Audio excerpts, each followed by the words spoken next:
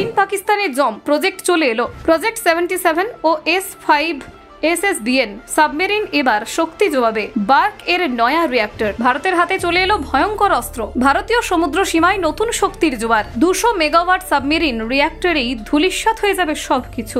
INS আরিহান্টের বড় ভাই আসছে। বার্কের নতুন চমক, নিউক্লিয়ার সাবমেরিনকে আরো শক্তিশালী ও দীর্ঘস্থায়ী করে তুলবে নতুন রিঅ্যাক্টর। প্রজেক্ট 77 এর অ্যাটাক সাবমেরিনে নয়া বিপ্লব। উচ্চ ক্ষমতার রিঅ্যাক্টর আনতে যাচ্ছে ভারত। মহাসাগরের তীরে শক্তি প্রদর্শন। ভারতের নতুন পারমাণবিক সাবমেরিন কৌশল ঘিরে চাঞ্চল্য সৃষ্টি হলো ভারতের শত্রু দেশগুলিতে। ভারতের সেকেন্ড স্ট্রাইক ক্ষমতা আরো শক্তিশালী।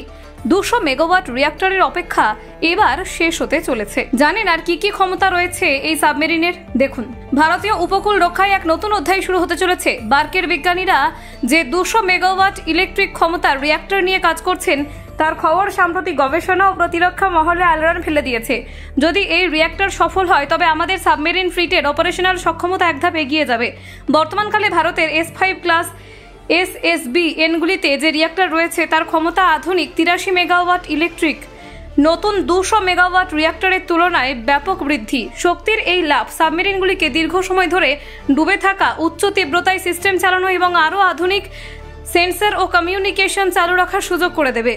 নিউক্লিয়ার সাবমেরিন শুধুমাত্র অস্ত্র বহনের বাহন নয়, তারা একটি দেশের নৌনীতি ও কৌশলের অন্যতম নির্ধারক উপাদান। দীর্ঘস্থায়ী গোপন অভিযানের জন্য শক্তিশালী ও নির্ভরযোগ্য শক্তি স্রোত অপরিহার্য।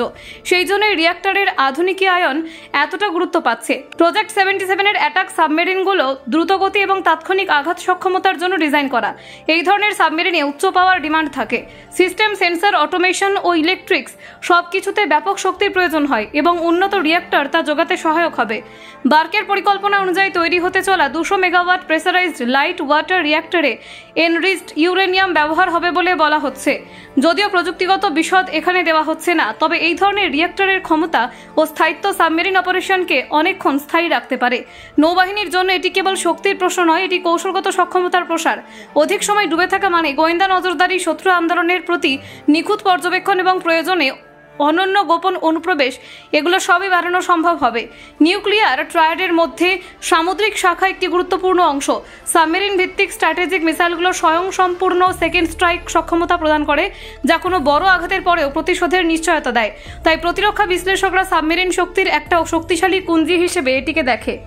INS আরিহান্ট এবং INS আরিঘাট এর মতো প্ল্যাটফর্মে রিঅ্যাক্টরের আপগ্রেড হলে অপারেশনাল সীমা বাড়বে।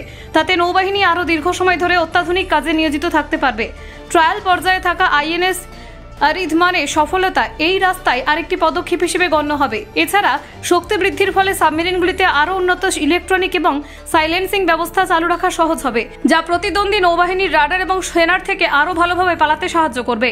গোপন যোগাযোগ ও ডেটা রিলের পক্ষে তা দারুণ সুবিধা আনবে। Bureau report, Bangla digital TV.